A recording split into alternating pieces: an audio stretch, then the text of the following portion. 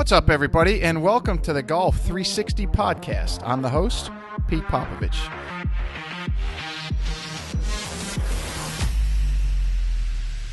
So you may be asking yourself, what is Golf 360?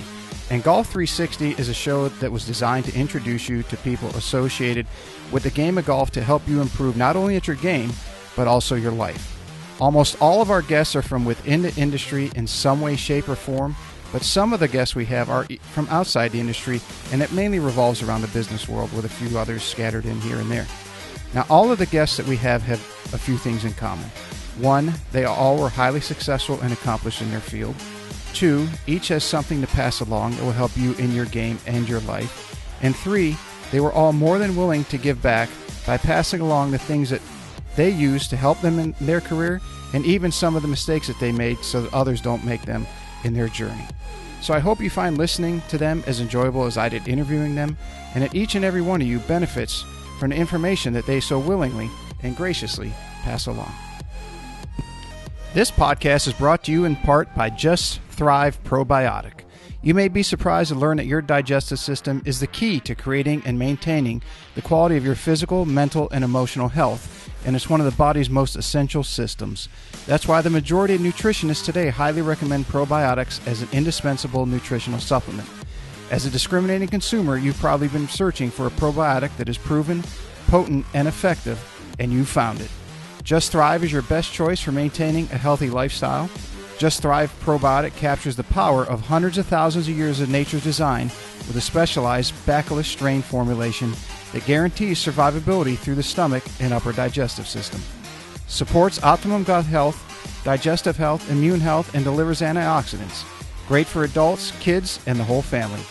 Use promo code GOLF360 at www.thriveprobiotic.com for 10% off your order.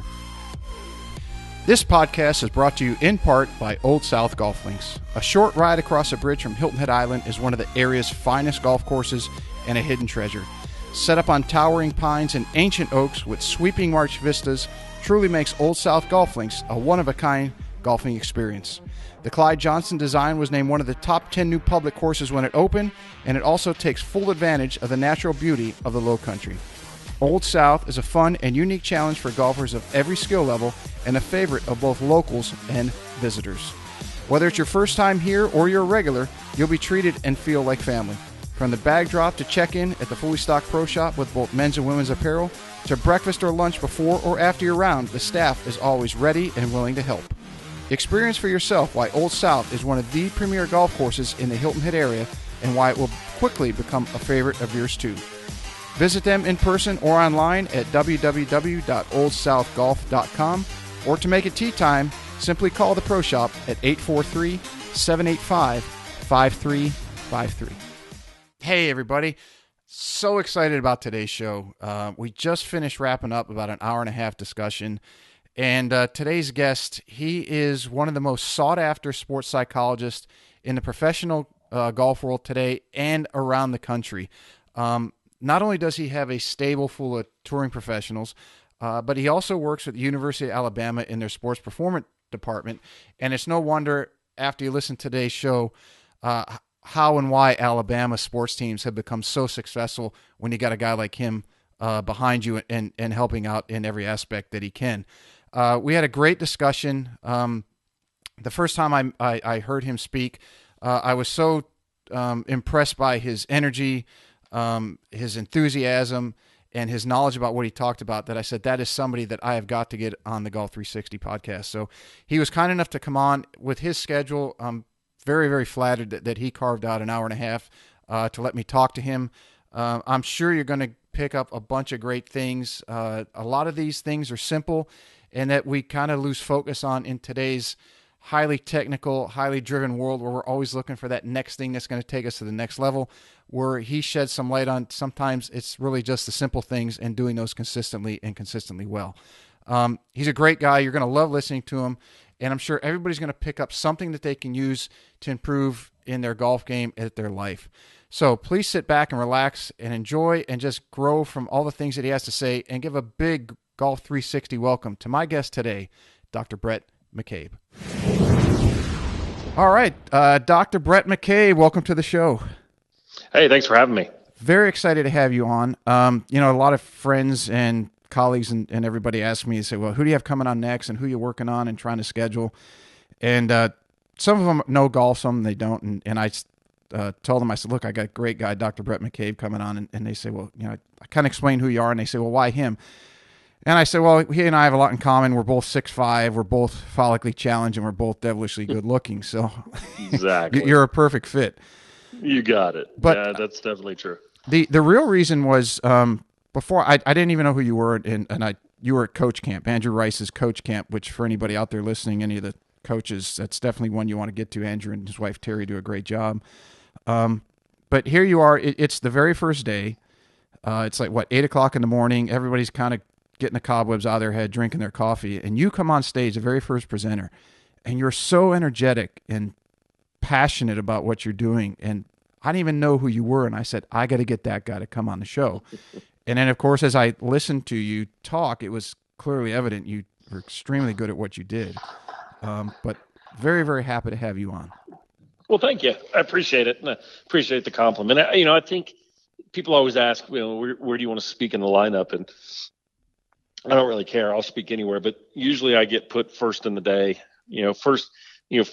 Second day of a conference is usually a wheelhouse spot for mine because people have, been hanging out in the bar after a long day in the conference and talking, and they need a little shot of energy. And so, my goal is I want people to be passionate about what they do in coaching or leading. And, people are catalysts for other people. All right.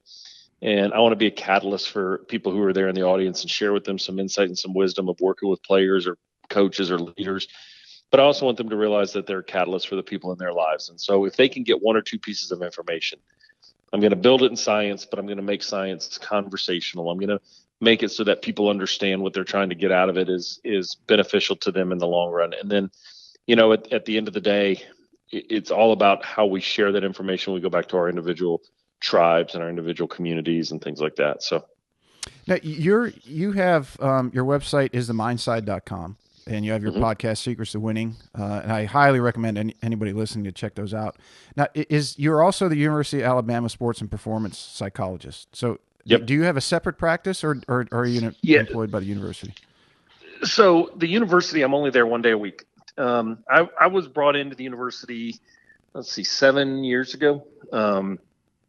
At the time, the men's basketball program was making a push for the NCAA postseason, and Alabama historically, back in the 80s, early 90s, was a basketball school, but it had been on hard times, and they had a coach there, Anthony Grant, who's now the head coach at University of Dayton, who's got their team in the top 5. I mean, he's a phenomenal coach.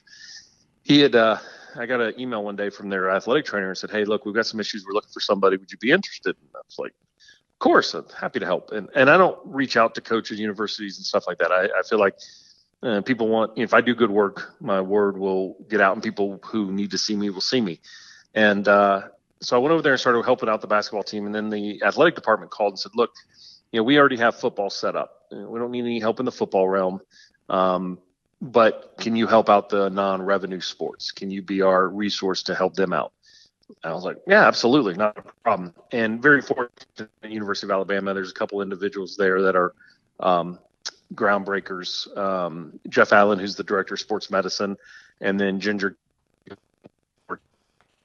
Childress is the head of behavioral medicine field and athletics in the country. I mean, there's nobody better than her. And so they brought me in. So I work over there one day a week, and I work with all sports. I work with football now too, quite often. And so I have my practice there. But we like to be at Alabama. We tend to like to be consultants from a standpoint of, instead of being full time, because if you're full time, you only have one vision. You only have one perspective.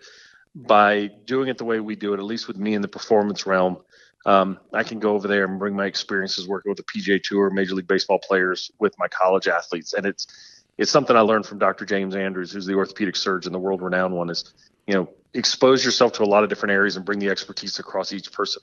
An NFL player needs to know what it's like to be a little old lady who's having a knee replacement, and that little old lady who's having a knee replacement wants to know what it's like to have an NFL person who's having ACL reconstruction. So we try to blend those and merge those experiences on a regular basis, and I think it works over there. Yeah, that's one thing that you talk about quite a bit that I've read and I've heard you speak on is utilizing coaches and or professionals, if you have access to them, within your industry or your university or wherever you are. And I agree with you 100% wholeheartedly. In that, my opinion is that they have, not only are they experts in their field, but they have a completely different perspective and can solve problems. And I don't mean solving problems in a bad way, but as you mentioned, showing an athlete that what it's like to be a little lady who's going through the same thing, and then vice versa. And I think what you're doing is very, very good, and can benefit regardless of what industry you're in. I mean, it's a golf podcast and we talk about golf and life, but anything that anybody's in. Did you learn that in your educational experience, or is it just life that kind of taught you that? I think it's kind of more life for me. I mean, I think when we're in a situation, I'm fascinated by people.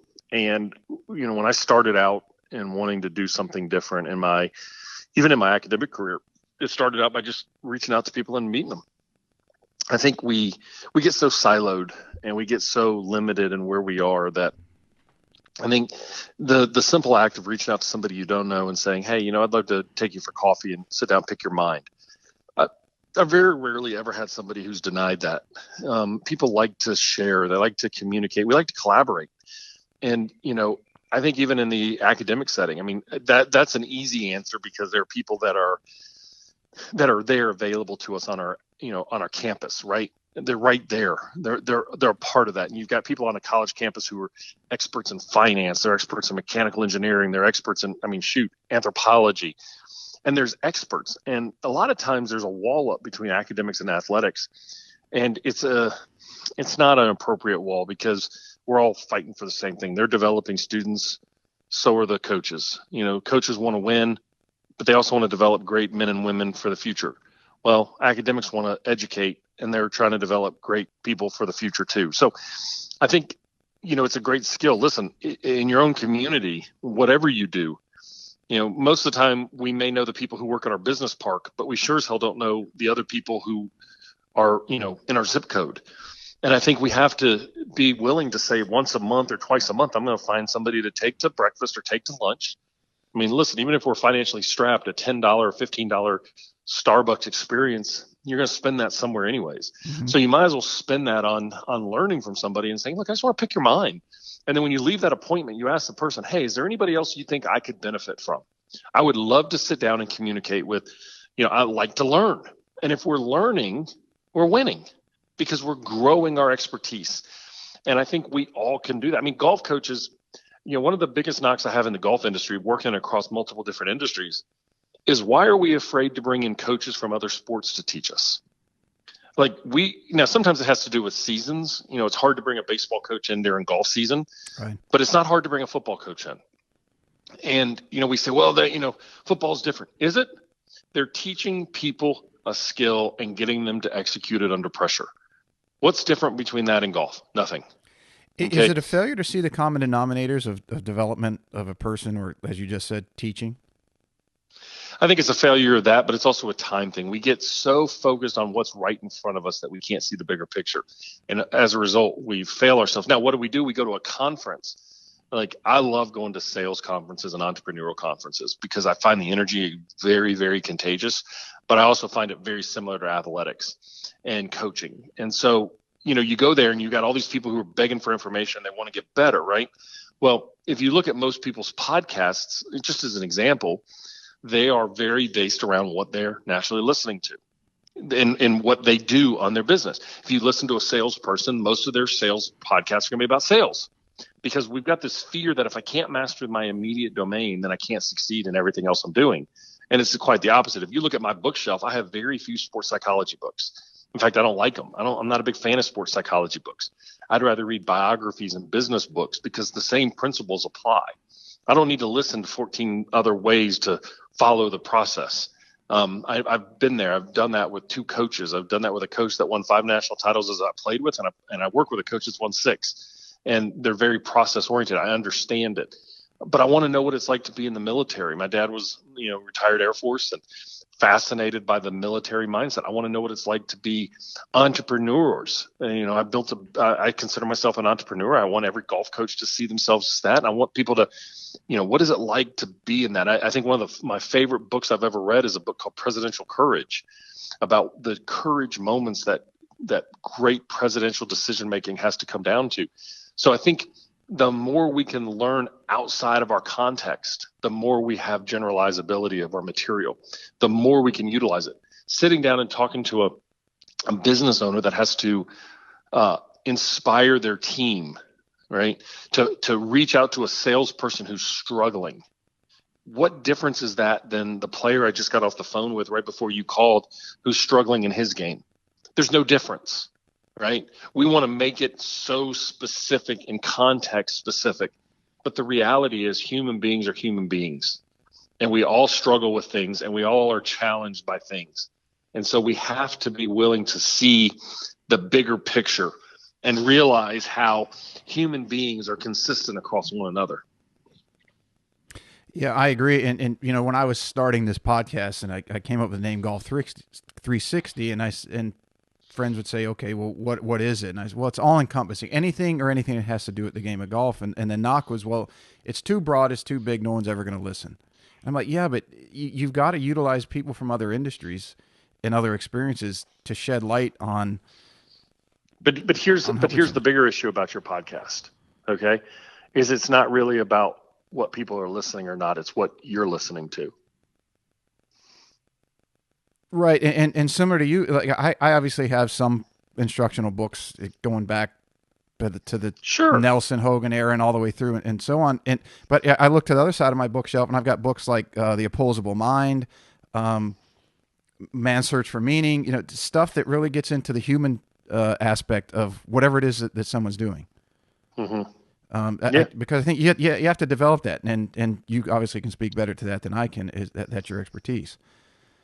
Yeah, I think the most important thing is, look, we want to constantly be learning. I love going to a Starbucks and seeing our maturest population in there reading books on something new. I mean, when our mind stops learning, we're in a really dangerous place. I think we get to a spot today where our society in general is very black or white. It's all or nothing. I think it's either A or it's B. There's no in between. And yet we live our entire life. Okay. We live our entire experience in the gray areas. We live our entire world in the ambiguity of life. And yet when we stop learning, when we stop experiencing, when we get to that stuff, we become so focused on putting everything into a box. And yet we function so great when we're in those ambiguities, and we function so fantastically when we're in the unknown, that the more that we can gain wisdom, the better we can be to manage the yays and the nos and the alls and the nothings, and realize that there's a little bit of a fine line between everything. And it's how we navigate that's really defines our experience. Yeah, absolutely. Do you work with the golf team as well? Yeah. Now, they obviously have a fabulous team. And so one question I had was, how do you take something like the football team in Alabama that's a powerhouse and they're so good and they have one of the probably best coach of all time, and you take a team like the golf team, how do you get incrementally better when those entities are operating at such a high level to begin with? It's funny, right? The very first time I went out on the PGA Tour, I get a call from a coach. I'd worked with a tour player or two here and there, but nothing at this level. And I get a call, and first client of mine was, I get a call, and it was Graham McDowell. And the coach called and said, "Hey, look, he likes what you have to offer. He's done some research on you, and can you meet?" And so it was the Atlanta Athletic Club, and there was a PGA, and so I go over there, and on Monday we did a practice round. On Wednesday we did another practice round, and the Wednesday practice round was a young kid by the name of Rory McIlroy. And so I'm walking down the fairway, and in front of me is Graham and Rory McIlroy, and they were the back-to-back U.S. Open champs. And I texted my wife and I said, what the hell am I supposed to do here? I'm so far out of my element. Like, these guys know more about golf. I'm a baseball player. I play golf. I'm a good golfer, but I'm fascinated by it. But okay, what can I teach them? And she said, give them everything you got, because that's why they're asking. They're asking for you to give them your best. They're not, Graham's not asking you to be a golfer. He's asking for you to help him. And Graham and I have been together for a very long time and been together ever since and become close friends and all the facets. And I think that ultimately is what it comes down to. Listen, if I'm working with a gymnast, Alabama's got an elite gymnastics program. If I'm working with a gymnast, I don't need to know what it's like to do a round off back handspring, but I do know what it needs to be to know who the person is, to know what the positives, the negatives, the challenges that they're experiencing, and be able to get them to communicate what they need, and then help solve those problems. And a lot of times, I like to consider myself a guide. So when you look at the incremental differences, the number one problem that I see with athletes across any level, it doesn't matter what they do, is that everybody has fears and doubts. Okay, everybody has concerns. Everybody has, the what if. And it's dealing with those doubts and building that self-belief. Even as good as they are, even as great as they have been, they still have to drive through the cloud of doubt. And the more that they push, can I do it again? Will I continue to succeed? And so on. I think it's each and every one of those facets is helping them find how to push forward. And we want to romanticize the great athletes of being superhuman at times, but they're as human as we are. They have the same fears and doubts and insecurities, but it's many times the best are willing to face them better than anybody else. They're willing to be vulnerable. They're perfectionists just like we are, and they're able to do the things that matter. I think when we see people compete, we want to just highlight how phenomenal they are. But what we forget is that they struggle just like we do. They deal with stress just like we do. But the difference is that they've just learned how to walk through it with a little better expertise than we are.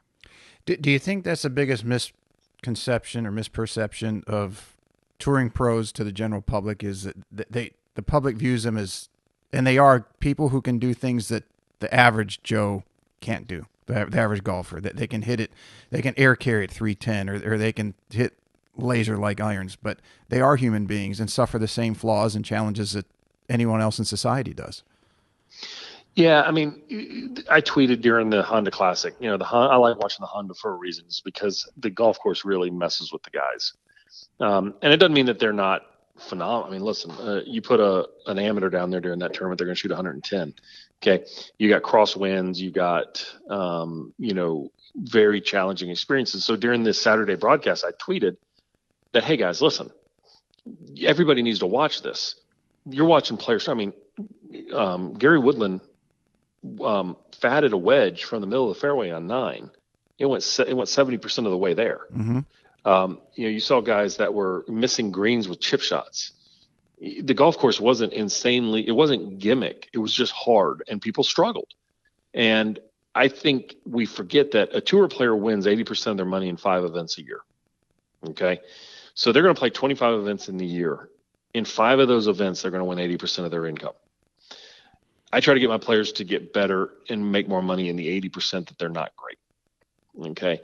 And realize that when they're really, really good, they're really, really good. But when they're not, they're,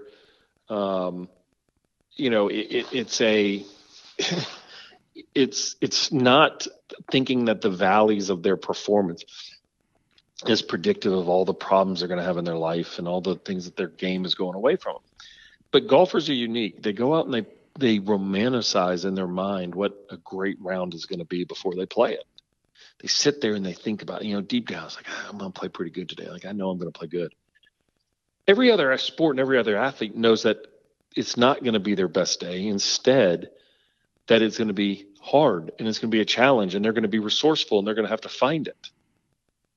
And when they do that, golfers build up this expectations and then they get frustrated. So, we see players that are playing great on the weekends of a tournament, let's say Bay Hill or something like that, and we're only seeing the players that are playing good because as soon as a player starts struggling, the TV coverage stops showing them. Mm-hmm. They could be in the final group. They won't show them. I wish they'd show them all, but they won't. And there's only so much time to broadcast, and you got to make sure you broadcast enough of the Spieths, the Jordan Thomases, the Rory McIlroys, the Tiger Woods, because that's what the fans want to see. And I'm not saying that as a complaint. I'm saying that's reality. People want to see them. They want to see people that they follow. And there's a lot of people who are interested in or involved in the game because they're interested in those individuals. So, I think when we're looking at the game and we're watching it in a perspective, we have to realize that we're only seeing people's best in that moment, and we're only being selectively shown the best. Our game can't reflect that. Our game is more about variance. It's more about struggle. And it's more about dealing with it than anything else. Yeah. When working with students, I'll tell them, and you should see the look on their face when I say, look, the people you see on TV, to your point, are the ones leading and they're playing the best every week. But I said, if you ever go to a tournament, and like here in Hilton Head, we have the RBC Heritage. Mm-hmm. I said, go watch the guys who just barely made the cut or that are playing in some of the first groups out on Saturday, because they don't have their A game. It was good enough to make the cut, or they came up with something to get them through. Now they may turn it on the weekend, but I say you're going to see guys who aren't hitting it inside of 10 feet on 11 to 12 hole, or 11 to 18 holes. I said, go watch them, and you'll see the superhero without the cape. Yep. And it completely changed their perspective, because like you said, all they see is the people who are outside of the marquee names. They see the people who are playing the best week in and week out, and they automatically relate that to that's what golf is. Well, the problem with golf is the ultimate thing is when it's good, it is just magical. I mean, listen, they've written books on it, right? The Golf in the Kingdom and all the other stuff. Mm-hmm. Nobody writes about golf as if it's this. I think Arnold Palmer's quote, I can't remember what it was, but it essentially talks about how the game is maddening and invigorating at the same time. And that's the truth. We assume that we have total control over our outcome because we're putting on this action to it, but we really don't. What we really have is a challenge. We have a golf course that is the equivalent of an obstacle course, and we go into it with the right ideas, but we have no idea how we're going to do it. And we don't know what the outcomes, we don't know what the obstacles are going to be, and they're going to slap us across the face at some point. When they do, how do we respond? And I think as coaches, we have to train people to be prepared for that resiliency. Like I think about we have to train people in golf how to have trouble shots and how to curve it, not try to zero it out all the time. We got to train people on how to deal with struggle and how to choke down and hit a shot and be creative versus, listen, if we can get this one little mechanical thing fixed. I mean, I can remember working with this young lady who came and saw me, and she spent the day with me, and she was talking about how she and her coaches spent so much time trying to work on her driver, but yet she could get near the green in two, but she would 4-putt or 5-putt with a flub chip in there too. And I'm thinking, oh my gosh, I mean, I'm not knocking the instructor, but what are we looking at here? Mm-hmm. She's got a slice. Okay, so what? But where she's playing, it's good enough, but writing down an 8 or a 9 is coming from things that she's got to learn to play the game better, not hit it better. And yes, I know it feels good when you flush one, but it also feels good to make a 4. And, ultimately we have to look at what are we trying to do to get the ball in the hole? We want to put a factor on there where we, where we've got style points, but style doesn't matter in golf. Function does. And I think we get so caught up in style because the pros are so amazing at it. I mean, it's no different than it's the equivalent of being the Instagram world. Everybody is gorgeous and everybody drives fast cars and everybody lives in mansions and nobody works, right? That's the ideal. The Dan Bilzerian lifestyle. Yeah, exactly. I don't know who those people are. And, the golf, we see a golfer who never struggles, but yet I could sit there and tell you how many of you want to know because I see them and I work with them and I'm a part of their lives. And I think we have to be really, really good at focusing on the things that make us better. It's like, look, get the ball down the fairway. If we were to break down the game into 3 important areas, to me, it'd be get a ball you can hit off the tee that'll get in play. It's hard to play the game from the tree. I don't care how hard you hit it. And as a junior player or a mini tour player, I don't care how fast you hit it. If you can't hit the ball in play, it doesn't matter. And I don't mean, well, I only do it once or twice a round. Well, once or twice a round is going to cost you 5 shots. Mm-hmm. So come on, we got to be better than that. And then, you got to hit the easy chips. You got to get the ball up and down in front of the green. You got to.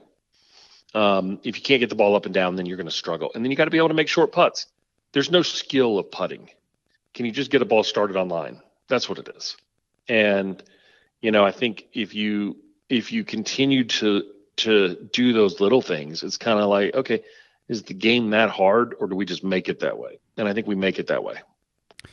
In the coaching side, technology's come obviously a long way, as it has in anything in life that we have today. I mean, here we are doing a podcast and recording it through things that can fit in your palm. But as far as the coaching side, there was a video for a long time, and now we have TrackMan, Flight Scope, and Force Plates, and all these things that show us as coaches the micro movements or the finite measurement, and gives us feedback. In psychology, what is your measuring device? Well, I always thought that's not something that makes a great psychologist to help somebody, is how are they able to extract that information and utilize it? So you're correct. Ultimate Psychologist came out. We started as psychometricians. Okay, we were the assessment people for the mental health community. Over time, that evolved, and so I will tell you, I am not a formalized assessment guy. As a clinical psychologist, I was trained differently. I was trained in medical settings. I was trained in rehabilitative settings where formalized assessments, we just didn't have time to do it. I was trained in ICUs. The overlap there in sports is not what people understand initially on the surface, but there's a very deep overlap with sports. I'm really good on roadside assessments and quick assessments because I have to be. Okay. I had to be for a long time. So I just got to a spot where we didn't use a lot of assessments. That being said, that's the number one failure of our industry, is that we don't have really good, valid, and reliable assessment measures that work. But in order for them to work, they need to be validated in a sample in the area that you're working. All right. And I'm not certain that studying tour players is a great example for studying college players and studying amateur players. I do think that there's a new wave coming in the neurobiology of human performance. So I think we're just hitting the tip of it. My ultimate assessment is the person in front of me, and I kind of follow what I call a biopsychosocial approach, is that I'm going to work across 13 or 14 different indicators. What are their genetics? How have they managed troubles in the past? How are their psychological makeup? What are they looking at? What do they believe in themselves? What are their doubts? What are their fears? And so on. Then I'm going to look at how they socially interact. Can they take feedback? Can they take, things like that? Okay, so I'm going to work on those different factors. I'm also going to look at the mental game across 4 different perspectives. The psychological makeup, as we talked about. I want to know what the people think, they believe, how they handle adversity, what's their resiliency measures, and so on. I want to look across their training. How do they train? Do they train with a purpose to fix problems, or are they trained to get better? How do they execute under pressure? And then how do they gain wisdom? So, when I'm communicating with somebody, I'm not using a scale, because I haven't found, I'm sure we'll get some feedback on this, but I haven't found any personalized scales. I know people have them, like, the judgment index, or the DISC. I find them to be a little horoscopy. You throw a lot of things against the door and you go, see, that was the reason it validated it. Not really. To me, it's like, I want to get to it. And I think observation and interest are the 2 greatest assessment skills that a coach can have. Be willing to listen. And when a player's struggling or a player's giving you conflict or resistance, listen to why. Don't respond immediately. They're telling you why. They're telling you what's up. They're telling you what's going on in their life. They're telling you why they struggle. And we've got to be better there. And I think when we understand that and can separate ourselves from trying to fix it on the moment, it's like, hey, listen, I really like to, understand why you're struggling here.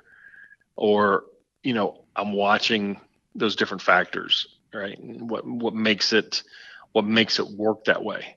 When you listen to people They'll tell you because they'll keep coming back to it, and they'll keep pushing, and they'll keep, putting more information out there. And instead of us as coaches reacting to every little thing that pops our way, instead taking a step back and saying, why are they responding like this? Okay. I think when you can do that, now you're starting to build a really powerful, really powerful mechanism in place to help somebody because you care. It is I know along those lines you had not too long ago a couple posts on journaling in your golf game and in life in general, and I thought that was very good because I still have and it's been years since I played professional golf, but I have every professional round that I ever played. I wrote a journal, and people think, well, I got to write. No, you just write. Just sit down that evening after your round and just whatever pops in your head. I used to write down. But doesn't it give someone like you the information that you might need and save some time, and that you can spot trends, or you can spot things that they're doing or what's going through their mind to help them get better faster?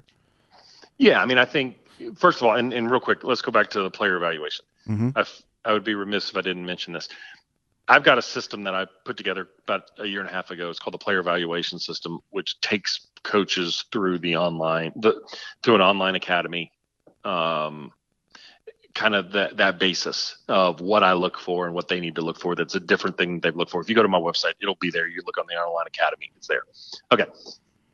So journaling. Yes. So one of the pet peeves I have, and I usually see it with junior players, or I see it with it can be my tour players. I mean, I had this conversation with a guy 2 days ago. He's like, I just don't know if I'm getting any, I'm just whatever. And I said, well, when was the last time you journaled? Well, it's been a little while. I said, so are we reacting emotionally, or are we actually being logical about our development? Well, what do you mean? I said, well, you did some really good things this week. You had a couple bad holes. Why did those happen? Well, I don't know. I just hit some bad.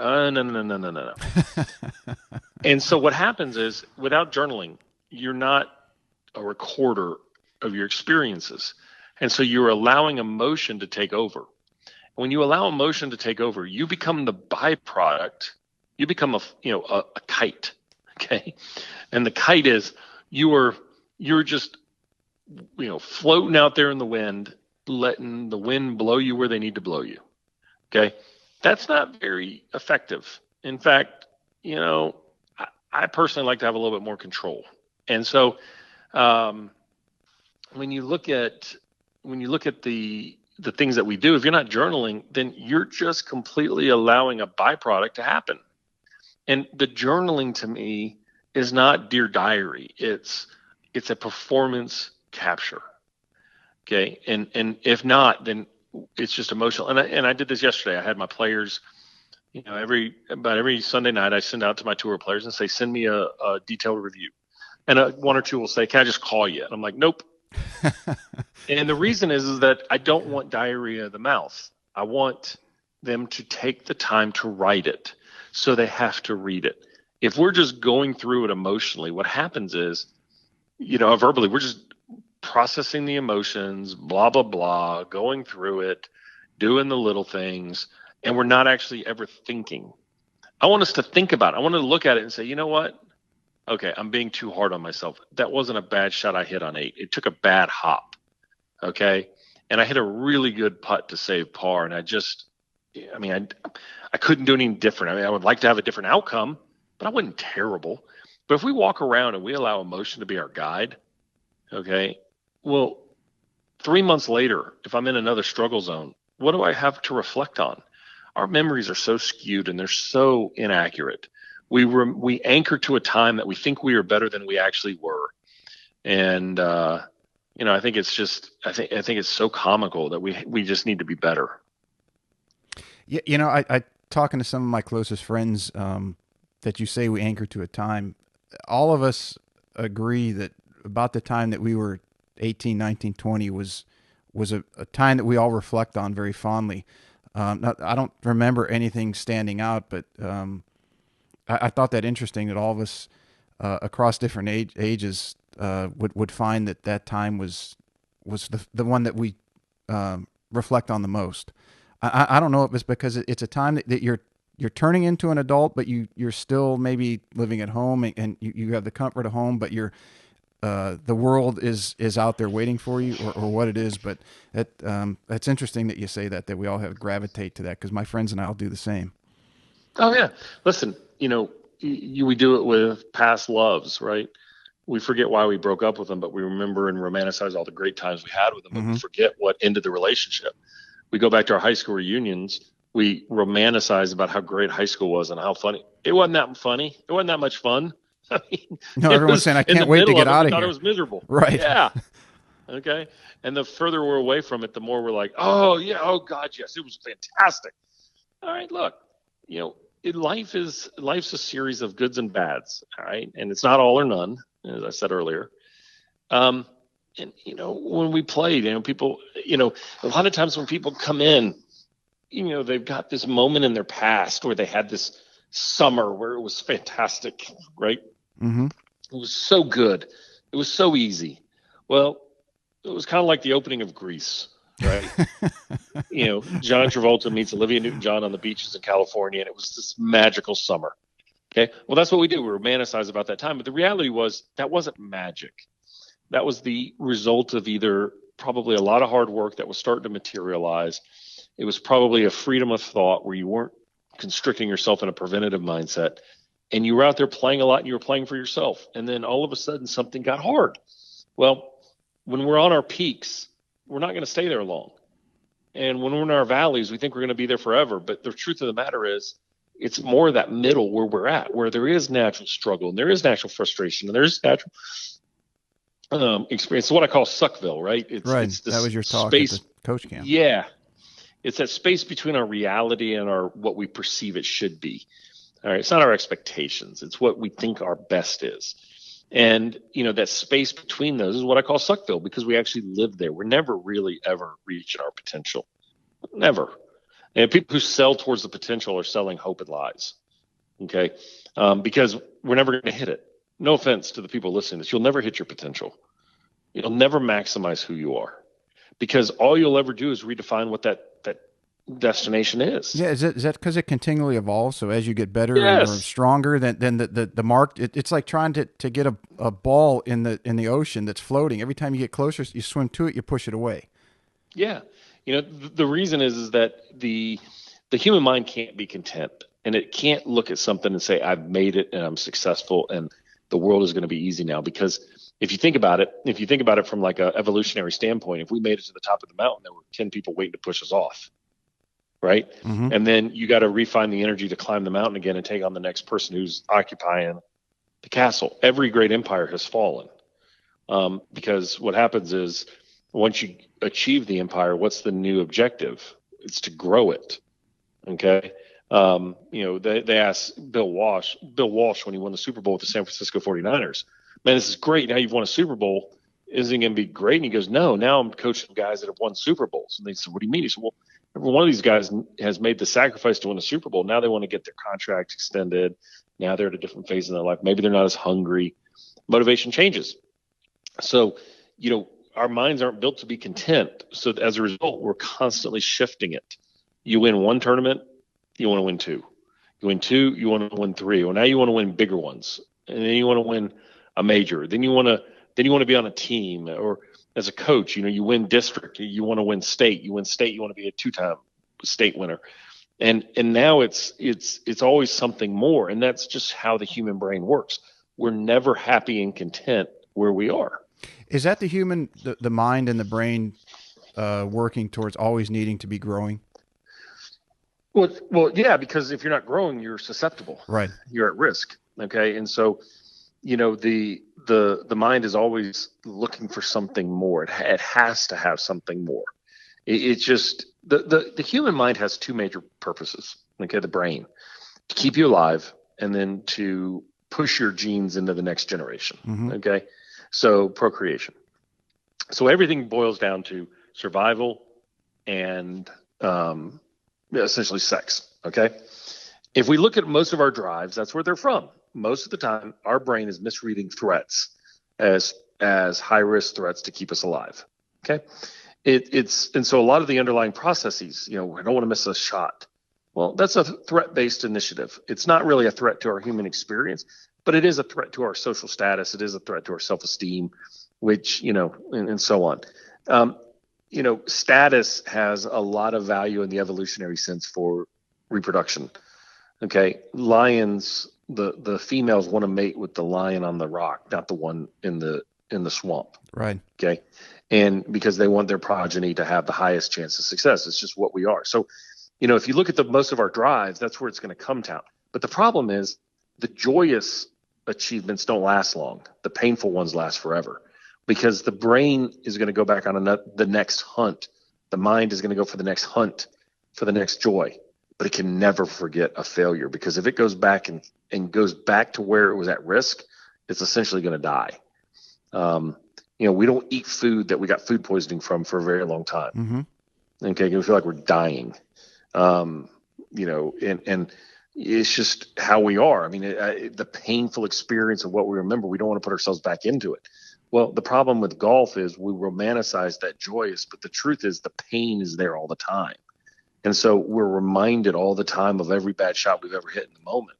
But we've got this anchor out there, this shooting star that is our greatness that's a lure to us.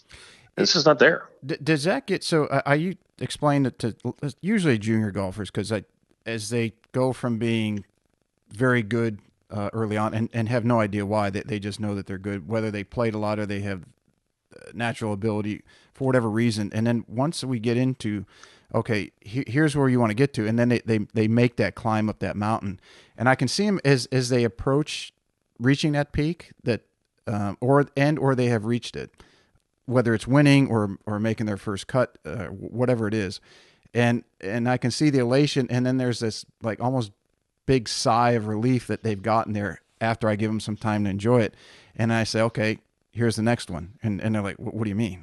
I'm here. I'm like, no, it's a bigger, the next one is bigger. And the way I explain it to them, and you tell me, correct me if I'm wrong, is look, if you're wallowing in that emotion, like you talked to earlier, that where if you don't have a journal, you're going on emotion, then you never go up that mountain, and your perspective is the same constantly. If you're progressing, even if you don't think you are, your view of everything changes. And subconsciously or somewhere in your mind and your being that you are improving, that you're growing, that you're getting better, because your view has changed. Yeah. Okay, so I was on the right path. You are on the right path. For me, Suckville has three phases. Okay, when you first start playing, you're all about the achievement phase. You enjoy it. It's very internally motivated. You're trying to solve the challenge in front of you. It's fun. You're beating the people. It's fun. It feels good, right? Mm-hmm. It's like, ooh, I'm gaining mastery of something. Oh yeah, I figured this out, man. That was fun. And then you move into the expectations phase, where all of a sudden those same activities now have meaning. You're getting something in return. There's a trade that's happening. Well, if I play better, then college coaches are going to pay attention. I mean, I want to go play in college, and so now all of a sudden there's expectations of what you need to play. So the internal motivation is not the same. Now you're looking for some external validation. And then the more misery you go in that, you move into Suckville, because it just breaks you down. That's what happens to us deep down, okay, is that we get away from why we do what we need, why we love what we do, because it starts having, status associated with it. It starts having secondary benefit. It starts having gain. It starts having different factors. And so that's a natural progression that people go through, because it's natural, right? I mean, how long can we just sit there and fulfill our own internal desires? Nobody wants to go play by themselves at home and nobody knows they played well. I mean, especially in today's world with social media, we want everybody to know that we had a good meal or a bad meal. Mm-hmm. Nobody wants to say, man, the joke on the golf teaching world, right, is I taught somebody today, but I didn't post a swing. So I really do it. Exactly. When I first started out in this industry, I wanted everybody to know, passively who I worked with. I mean, I didn't want to post their names. I didn't want to post all that, but I wanted, and now I just got to a spot where I'm like, I'll do it on occasion, but I just got to a spot like I'm doing it for the wrong reason. And so, I think we do that, right? I mean, why do we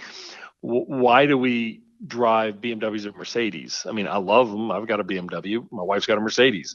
Okay. Why do we drive them? Are they that much better? I mean, when I rent a Hyundai, I'm pretty damn impressed.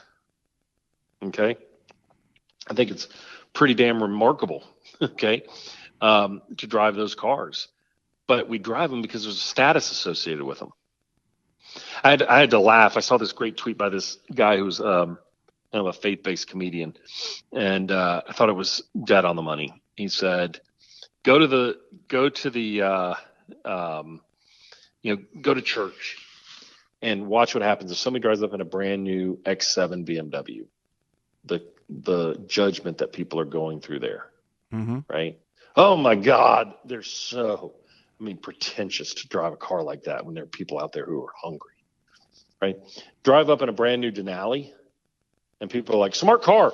Yeah, that's a good car to drive for family. The Denali costs more than the BMW X7 does. Trust me, I know. I've been in the industry. I bought an X7 because it was cheaper than a Denali.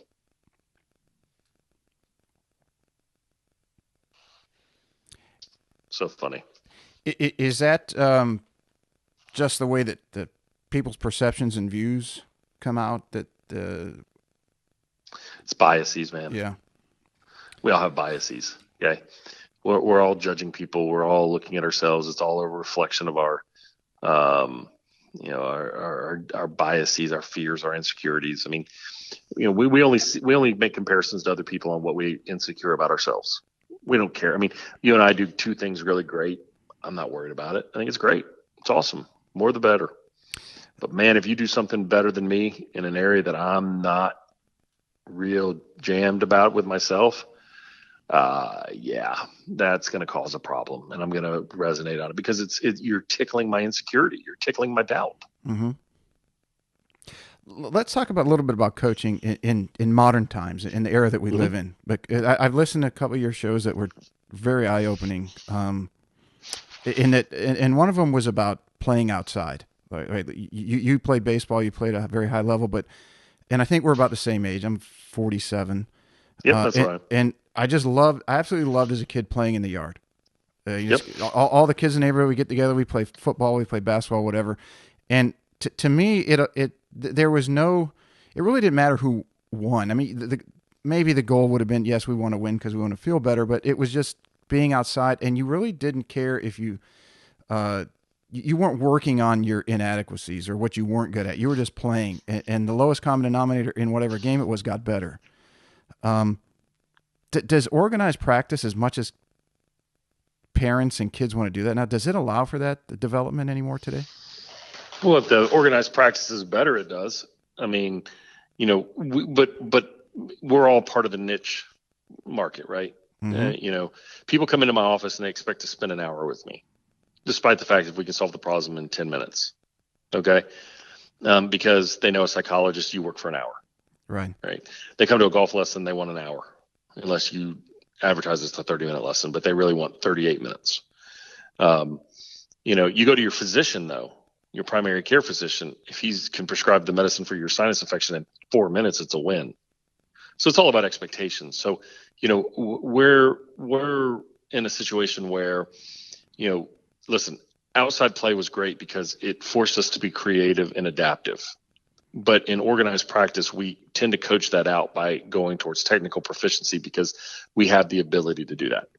Being a catalyst, and the reason I keep coming back to that is we're launching a program in the spring here. It's the spring right now, but probably the end of spring, sometime in April, called Catalyst Live, which is 100% based on coaching coaches to be better catalysts. It's an interactive experience. It's a conversation. It's a weekly or a couple times a month webinar with me where we're going to talk about topics like body language, and we're going to talk about why those things matter and how to be a better catalyst. Well, one of them is, how do you organize practice? What do most coaches do? Oh, hey, Bob, good to see you. Okay, what are we working on today? They're not prepared when the people get there. They're winging it. And listen, I'm not judging. I'm being honest. We're not organized practice. We're not sitting there thinking. So then we get caught up in what? We get caught up in the drama of the person in front of us. And that drama is, what's the biggest pain that you feel right now that I need to know? We become an emergency room. We don't become a training center. But at the same time, I'm not sure if Bhrett, who's your local club player, really wants to go and train in different experiences. My time is limited. I want you to tell me why I'm slicing it so that I can go play with my buddies, right? Right. And so ultimately it comes down to, what do you want? And so I think as a coach, we need to know, look, Bhrett doesn't really care about going in. He's going to go play with his friends. He's okay with that. He's okay with that. He just wants to fix it. So he wants the emergency room feel. I can give him that. Okay. But the Smith family wants their kids to get better. Well, then I need to develop experiences where they have to learn to develop the skills to persevere and push through in the ups and the downs and the resiliencies. And, they're more than likely, the parents are going to be stressed out about what their swing looks like. And I need to educate them so that they don't sit there and think that their swing is everything. I want to develop a player. We want a good jump shot, but we also want them to hit the jump shot with a hand in front of their face, and stuff like that. And so I think as a coach, we have to be really good about teaching that stuff and educating them. If you have group training, have the training printed out ahead of time. Don't just wing it. Okay. Know what you're doing when you get there. Have a plan in place. But players the same way. When you go show up for your coach, have a plan. And what I always ask coaches to do is to say, don't just say, hit some balls, let me see what's up. That'd be like walking into the ER and saying, let's get in the X-ray and the MRI. Let's see what's going on. Oh, my God, do you realize that you have a arthritis in your right knee? And they're like, yeah, no idea. Well, what are you here for? Well, I've got an ear infection. Okay. You got to ask them, what do you want to get better at? One of my good buddies, Mark Blackburn, who's a top instructor, I have a very strong grip. I have a very strong grip because as a baseball player, that's not unlike me. I want to feel it in my fingers. And I feel like if it's out away from the palm of my hand, I can't feel it. I know it sounds weird. So when he works with me, he's like, I'm not going to change your grip. He said, you got tremendous hand-eye coordination. You've played baseball your entire life. You can get a ball on a bat in a second. Okay. He said, but what I want to do is know what's the risks that we have, so that we can get in a position so the risk is eliminated. He said, you're not going to spend the time to do a grip change. Would I like to? Yeah, it'd be fun to put you through a grip change. But we're such good friends that he's like, I don't want to deal with the phone calls I'm going to get when you can't hit it anywhere. Mm-hmm. And, I remember I went to an instructor one time, a long time ago, it was top 100 instructor when I first kind of in that experience. And the guy was like, look, your right arm is flailing and we got to fix that. Your right elbow. Well, he never asked me like why I do that. My hand in space, I'm pretty good at knowing where my hands are. That's a baseball thing. That's a pitcher's thing. I know where that is. Okay. And a pitcher, we don't spend a lot of time, at least my pitching coaches, on those factors. We worked on more core based stuff. So I didn't really worry about that. When he started having me hit shots with towels under my right arm, I went from hitting my wedge 150 yards to barely getting a 6-iron to the green from 150 yards. And he was like, well, you just can't do it. And I was like, man, you're not much fun. Great response. Yeah. I mean, I thought, it's like, well, I do have some shoulder history. I do have some elbow histories. I'm like, whatever. And finally I went to somebody who was a TPI based guy, and he's like, you don't have any problem with your shoulders or whatever. I mean, the fact is that your elbow tends to flail when you take the club too far back. Okay. So if we can shorten your backswing a little bit, you'll never have that problem. And all of a sudden I started hitting shots further. And I'm like, man, that was a coach that couldn't coach a player, but could coach a system. Mm-hmm. We got to coach players. We got to coach people. And I think when we do that, we become so effective at understanding what humans want. Like, if I'm going to order chicken fingers, I want them dashed in buffalo sauce with a side of blue cheese. I don't want honey mustard. So if I'm ordering, if I go to our club and order chicken fingers, they say, how do you want them? That's knowing your people, right? Right.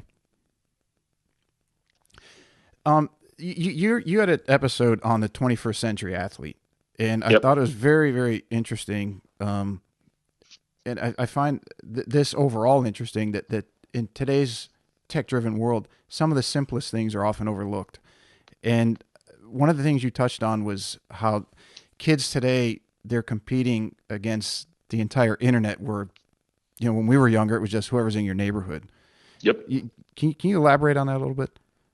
Well, we have so much more access to knowing who everybody is. I mean, when I was playing baseball coming up out of high school, I think there was a kid that was on the cover of Baseball America by the name of Todd Van Poppel.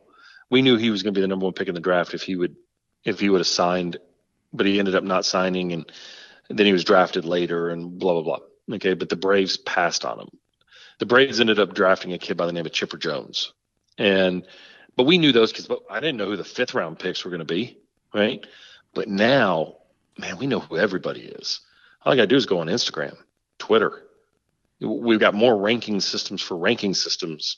You know, Joe Lunardi comes out and ranks the who's in and who's out starting in January. Nobody ever questions their validity of them, right? Mm-hmm. Nobody ever questions who's going to make it on the PGA Tour by their AJGA ranking system. Okay, nobody ever goes back and validates that. I mean, we know we had the class of 2000 whatever with Justin Thomas, Jordan Spieth, and Xander Schauffele, and those guys, right? But there were misses in that group too. Okay, they weren't 100%. And so, you know, we know what everybody does across the world. We know that, you know, this player does this or that, but all we're ever seeing are the positive highlights. We're never seeing the truth. We're not seeing the work that's done in the darkness. We're not seeing the warts. We're just seeing what we present ourselves. You know, like I said, you know, if you go on Instagram and you Google a hotel or you go on your search button, very common, Instagram is funneling you into the most common clicks, which tend to be people posing and standing out there, but they've taken 5,000 pictures to find that one good one. Right? Yeah, exactly. You know, we were laughing when we were at Mayakoba. We were sitting on the beach at Riviera Maya in Mexico. My wife kept laughing, and we have 2 daughters, 22 and 18. And, you know, we look down there, and there's these 2 girls down there. And they are sitting there and they must have taken, I don't know, 5 hours of pictures. And every little pose and every little experience in the arch in the back and the hair had to be perfect, whatever. And I'm sure it was all for 1 or 2 pictures. Do you think we're getting into narcissism as a society with that stuff, or at least the younger generation coming up? That's something they're going to have to deal with. Well, you know, I think, are we getting there? I think we're probably there. I mean, narcissism is a maladaptive coping mechanism where it's really a sign of a lot of insecurity. And so narcissists ultimately jab, and they don't have a knockout punch. So they jab to keep you on your toes, to keep them away from their insecurities. They're very, you know, they build up worlds of Walter Mitty of believing that they're the best of everything. Okay. The fact is that most of them are starving for self-esteem. And so that's their coping mechanism of it. That being said, yes. I mean, I think, you know, when we used to laugh about it in baseball, we'd come in and ask a pitcher, it's like, well, you know, what's your velocity? Oh, I throw 90.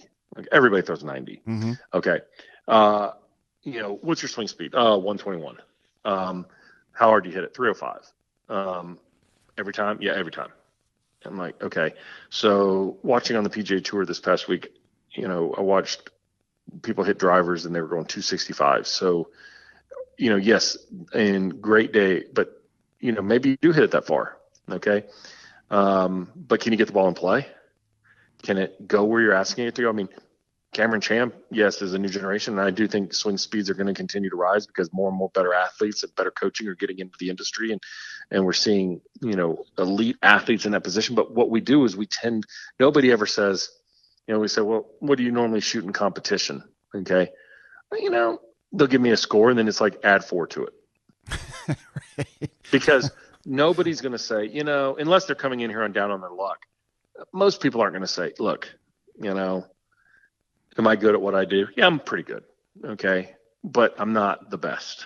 There are other people who are better than me, but I want to, you know, most people, we are projecting our own insecurity, but we want other people to believe that we're much better than we are. And that's just human nature, right? I mean, that's why we do the things that we do every day. But at the end of the day, the funny thing is, we just have to continue to work to get better, and improve ourselves because nobody really cares. I mean, you know, if you go sit at a junior golf tournament, and my daughters play junior golf, and you go sit at the scoring tent, right? And people come in and they say, well, you know, let's get the scorecards. It goes like this. All right. What'd you shoot today? 78. I mean, it could have been, I mean, I got some bad, I mean, it could have been 84 too, dude. you chipped one in for 5. Okay. You hit a tree that was going out of bounds and kicked it in the middle of the fairway. We're constantly like, well, I mean, it could have been. I mean, it just, and I hear it all the time too. And I don't mean this to be a jerk when I say this, but I've heard this. I mean, I had a chance to play in college, but I just, I'm like, okay, you don't need to tell me that. Like, I don't care, or, I hear that in golf. I mean, it's like, well, I mean, it's like, look, this game is hard, right? This game is hard. Like it doesn't matter. Go get it done. Well, you see that on the other side too. But you'll see, especially on the ladies' tour, the men's tour, someone will shoot a 60 or 61, and I don't know if this is just golfers, the game, or human nature. Maybe you can shed light on it. They can shoot a course record, tournament record, or whatever it was, and they'll get interviewed. And, yeah, it was great, but I missed that one shot on this hole. I missed that 4-footer that could have 59. Why is that golfers do that to themselves? Well, I mean, they just shot their career round or tournament record. Yeah, because we're always trying to improve. But I mean, I think if we go to the Ritz-Carlton, we stay a week in a Ritz-Carlton, you're going to start to see that there was issues. Yeah. Well, I mean, the sheets, it's like my pet peeve of really nice hotels. They don't use fitted sheets on the bed.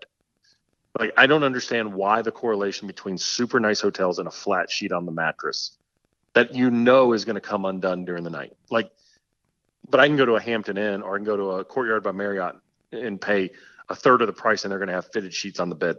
Like, I don't understand that. It's just one of those things that I just don't get. Like, I don't understand. But that's what happens, right? So we go there and we become aware of everything, and we start questioning. Well, it could have been better. Nobody's ever going to play their perfect round of golf, ever. So the mind automatically goes to start making it better. What could we have done better? Now, I do think that there is some effort and there is some value in that. So after every mission in the Air Force, right, they get together and they have after action reports. After every newscast or every show, they're going to have, postmortems where they're going to go back and they're going to review. After every, after surgery, they're going to blah, blah, blah. They're going to have, they're going to sit down, they're going to have a review. And the reason is that we want to never glorify the greatness. We never want to memorialize the awful. What we want to do is always see ourselves as getting better, better, and better. And so if that becomes the standard of excellence, if that becomes the way, it's like, okay, let's all sit down. It's nothing personal. Let's sit down and start talking about what we're doing. What could we have done better? What can we do better next time? When we, we're struggling, what could we have done? How do we, next time we're in that situation, what should we do? When you start looking at it like that, it's like, oh, okay, now I'm not making it personal that I succeeded, because no offense, if you have your best day ever, you didn't break through anything. You may have a period of time where you're really confident, but you didn't break through. You didn't solve the ultimate outcome. All you did was had a good day. And it was a day that statistically was going to happen at some point. Now, I don't mean that to be, pessimistic or fatalistic. The reality is if you play enough, you're going to have good days. Okay. But if you're out there trying to recapture those good days every time you go out there, you ain't got a chance. Yeah. It's kind of like this. You go out with your friends. You got no plans for a Friday night. You decide, hey, let's go to the local Mexican joint and have some margaritas and some chips and salsa and have some burritos, right? Next thing you know, 2 other couples walk in and somebody goes, hey, why don't we go back over to so-and-so? And then it ends up to like this just absolutely phenomenal fun night, right? Mm-hmm. You run into other people. And the end of the night comes and you're like, man, that was a blast. And then somebody a couple weeks later goes, let's try that again. And it bombs. It never works. It never works. Okay? That's what golf is. Yeah, there's no doubt about that. You plan for it and you work, you do everything you can, and you go out and, like you said earlier, you expect to play well and you play terrible. And then how many people who are not hitting it good go out there and they're not focused on their swing, they're not focused on hitting positions, but they come in and they shoot one of the best rounds they ever had. I mean, that happened. I see that happen quite often, more often than people would think. Yeah, well, when you finally get rid of expectations and you just go out and take what's in front of you and play your best with it, it's amazing what happens. But when we go into it, we're trying to expect it to live up to some standard. It just won't. Along those lines, is it better to set a goal and then try to achieve it, or is it better to just do what's in front of you for certain period of time, and then at the end you look back and say, okay, this is what I did good, this is what I need to get better at, and this is what I'm going to do to improve? I don't think we can be without goals, right? I don't think we can say, hey, I'm just going to start climbing, but I don't know what mountain I want to climb. Mm-hmm. Okay. I don't think that's appropriate. And I also don't think it's feasible. Okay. I mean, I think we all have to have an idea and say, hey, what do you want? Like, what are you willing to make a sacrifice for? All right. Once you understand that, then we focus on the process that we use to get there. We invest all of our energies and our materials and everything on getting better and knowing that we're moving in that direction. And we take judgments, but we can't get so caught up on the goal that it's all or nothing. We can't throw moonshots. What we have to do is to build, I call them keystone behaviors. If you know that your goal is to win a tournament, then let's identify the 3 things that we need to do in order to win tournaments. Well, first of all, we have to get ourselves in position to win more tournaments. Okay. In position is a statistic that we can look at to say, okay, are we within three or 4 shots of the lead going into the weekend? That means we're in position. That means we've got a gurgle in our stomach. Well, in order to do that more often, what do we need to do? Well, we obviously need to improve our scoring average. And then what we need to do beyond that is, in order to improve our scoring average, we have to have something else. Okay. So now we're keystoning our behaviors, which means if I can do number 1, then it's going to prepare me for number 2. If I do number 2, it's going to prepare. They're not sub goals. They're process based. But they're markers in the sand that show us that we're moving, because unless we just want to play the lottery, you're not going to build any wealth. So you've got to have a plan of how to build wealth. Well, how do we build wealth? Well, we got to increase our income. We got to decrease our expenses, and we got to have an active savings plan. Okay. There it is. Not that hard. Okay. But we don't want to do any of it anyways. So that's why, saying people, I want to have X amount of money in my retirement account without making any sacrifices, all you're going to do is beat yourself up because you feel like you're a victim. Interesting. What are some, that would kind of answer the next question. What are some of the things that amateurs could do to see the biggest improvement in their game? And I think you just identify 3 things that they'd have to get with their coach with. They are the first thing an amateur, I call it a professional amateur, somebody who's working another job that goes out and plays, on a regular basis. I think you have to look at what you're capable of doing. And it doesn't mean that you're good or bad or indifferent. What it means is you're going to have natural variation in your game.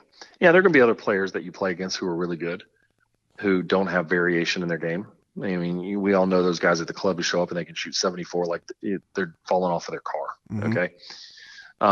But I think at the end of the day, we also have to look at what it is that makes us,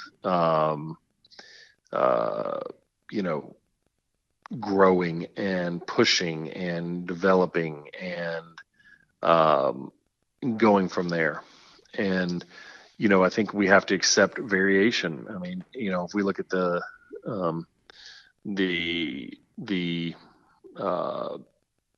reality is that we're going to miss fairways. If we look at, success or failure, we're going to, realize that there are going to be days that the putts don't fall. But if I only play once or twice on a weekend, how can I expect them to fall every weekend? Yeah, exactly. Expectations. Yeah.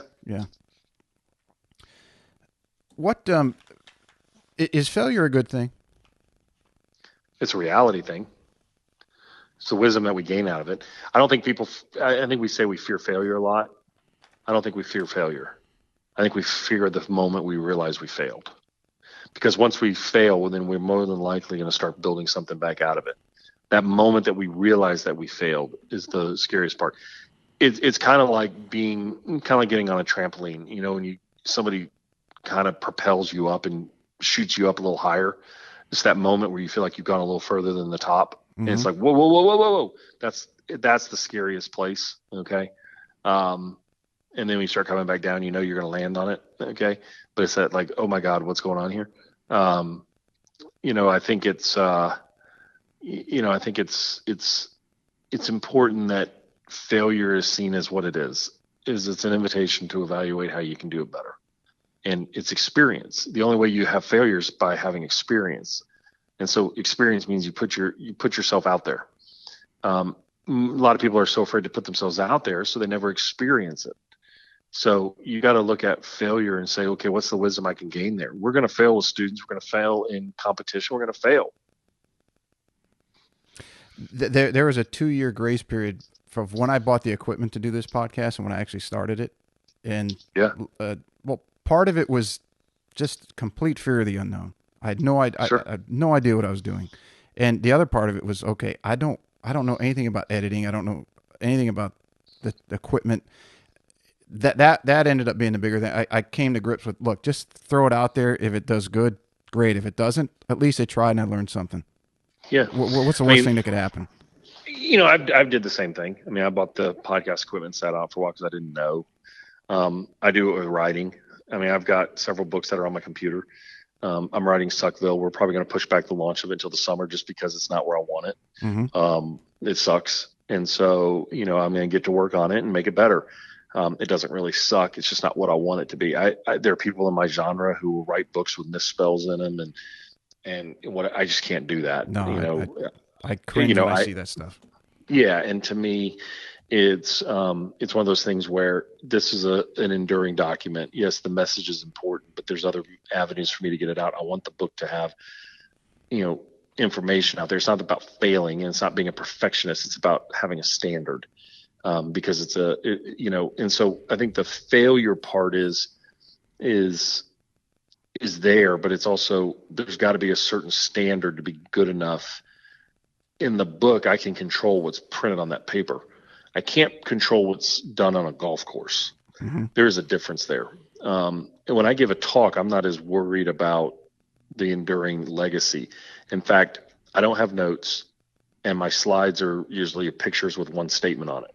The reason for that is I don't want to be – the worst thing you can do is put 4 bullet points on a slide for me because it'll slow me down and it'll get me lost. I like to flow and go. I did a corporate conference recently where I had to give the same talk 3 times in a row for an hour each time. It was a challenge. And at first I was like, they were like, we want everybody to get the same talk. I'm like, well, you should put everybody in the same room because I'm going to give 3 different talks with the same slide set. And I did. They were different because I was feeling a little bit what the audience was. I'd ask questions, I'd get them interactive, and I would adjust. Okay, I can't do that on a book because the book has to go a certain way. So I struggle. That's why I'm more comfortable giving talks. It's why I'm more comfortable. We talk in the office when I do videos. I'm more comfortable doing offhanded interactions than I am scripted things. I hate doing scripted things. We have to know who we are. Now, could I be better if I was scripted? Probably. The message could probably be better. But, the truth of the matter is I don't worry so much about screwing something up. And so I think we have to look at it. You probably were like, well, what if? That's why I made the comment earlier about the podcast. It's not so much who's listening to your podcast as it is that you're listening to your podcast. I think that's the biggest mistake that we make in podcasts, and it's something that's helped me. I don't really care how many people listen to my podcast. I mean, we look at the download rates, but my download rates haven't changed in 4 years. I don't even agree with them because I have so many people who tell me they listen to it and they know specifics that it doesn't look reflective in my numbers. If that makes any sense. Yeah, it does completely because I'm in a similar fashion. I try to make structure when I do a video or prepare for a podcast, but I'd learned like preparing for a podcast, I'll just write down, I'll start about 5 days out and I'll write down any question I could think of that comes to mind for that person. Yeah. And then I try to put it in order, but my brain just doesn't work that way. I mean, I have some structure of questions that I think I want to answer or have answers to, but then once you get talking to somebody, it's like just a conversation. Let it go where it's going to go. Yeah. And if even the videos, if I try to script it, like bullet point it, you try to remember what you're doing, and then you forget that's you're right. actually talking to the camera or somebody that's listening. It just never works for me. And if you look at the videos that most people really respond to too, if you look in the genres of the entrepreneurship and stuff like that, what you'll see is, people are much more capable of following the Gary Vaynerchuk approach, which is, it's looking at the, kind of off the cuff, free flowing. There's validity to it and things like that, but it's just a little bit bigger than, it's just, I want to hear what's in somebody's heart. Right. Now, you mentioned your book, the one on Suckville. I think you mentioned that at the coach camp, Mm-hmm. but you have a couple others. And as we're time's winding down, can you just tell each or talk just briefly on each one and let people know about it? And then obviously we'll have a link to everything in the description and summary.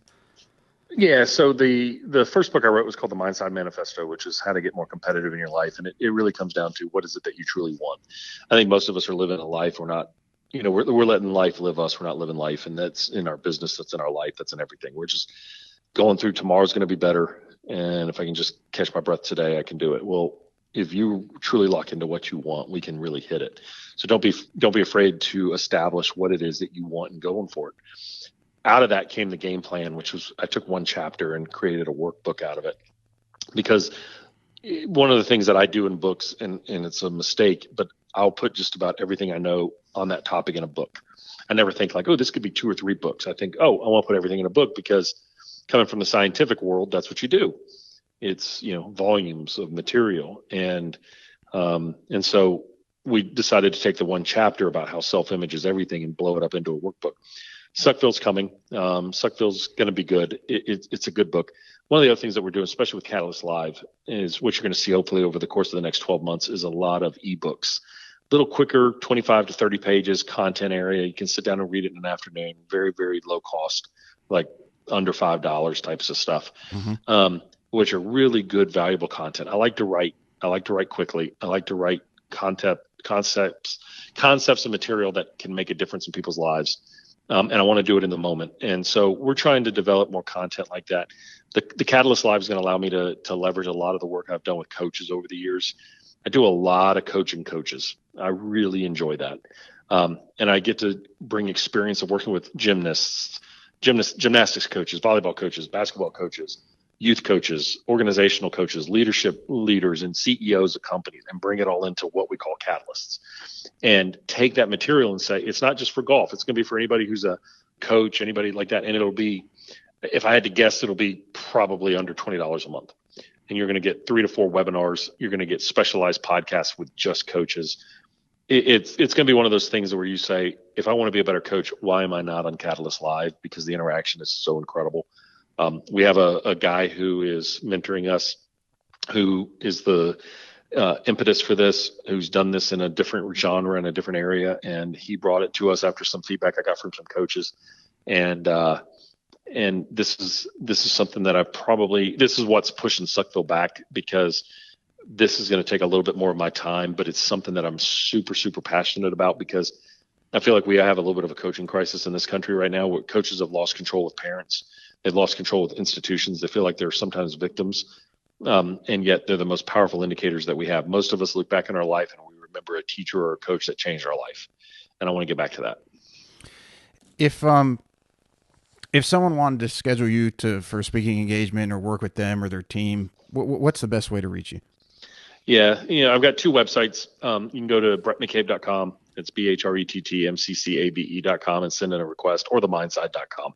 Both are there. Both are active. Both have a lot of the same information. It's just, some people knew me through the Mindside. Some people knew me through Bhrett McCabe. It's so funny. I named the company the Mindside because I didn't want to be at my name. Because if I ever hired other people, I didn't want it to be about me. But we're kind of going back to the Bhrett McCabe now, because it's just, that's where most people know me. And right. So, somebody asked one day, is the Mindside, because at the time I was barely even featured on the Mindside website, and somebody emailed and said, did the Mindside fire Bhrett McCabe? And I was like, no, it's me, man. So we're kind of merging those two. So if you go to one of those 2 websites, but the Catalyst is huge. It allows me to bring the secrets. If come in and speak to an organization about working for Nick Saban, working for Skip Bertman, working with, coaching with the best golf coaches in the world, and working for Fortune 100 companies personally. What are those lessons that are so good? So it's going to be exciting. That's all. And social media handles, where can they follow you? Pretty much all across the board is at Dr. Bhrett McCabe, BHRETT MCCABE. I don't do Snapchat, but Facebook, Instagram, and Twitter. I love getting on Twitter rants. So Yeah, I followed you since Coach Camp. I love the stuff you put out. It's helped me in the short time I've been reading on it and listening and so on. And don't forget to listen to your podcasts, everybody. Secrets to Winning. Yep, Secrets to Winning. And if you go on our website, a lot of them we do in person, and you'll have the videos to go with them. Sometimes it helps that as well. So, but it's a lot of fun. I could talk to you for hours. I probably have a litany of questions I could continue to ask you, but I know you've got other things to do, and you got a lot of different directions, doing a lot of great things. But I got to have you back. That. You got it anytime. All right. Just let me know. Thank you, Doc. You have a great day. Thank you. You too. Bye-bye. Bye. All right, everybody. Thank you so much for listening to today's show. If you enjoyed it, you can find more information on today's episode and other topics at golf360.blog. There you'll find the show notes and links related to this episode, as well as any other episode that we've done so far to date. If you're interested in improving your game and would like to learn more from yours truly by taking a private lesson, a half-day or multi-day school, club or putter fitting, you can reach me through the blog site or by email, pete@golf360.blog. So some of you may be asking, what is the golf paradigm? All you have to do is click on the homepage while on my blog site to discover how you can start playing better than you ever thought possible. Or you can simply sign up, again, on the blog page for my instructional videos where I give regular tips on all areas of the game to include the swing, club design and fitting, health, fitness and nutrition, the mental aspects, and equally as important, the integration of all those things together. I'm also on social media, and you can find me at The Golf Paradigm. That's PARADIGM. And I'm on Facebook, Instagram, and Twitter. And don't forget to subscribe to my YouTube channel, also under the same name, The Golf Paradigm. Facebook is usually the best way to reach me for questions and or comments, and I look forward to hearing what all of you have to say.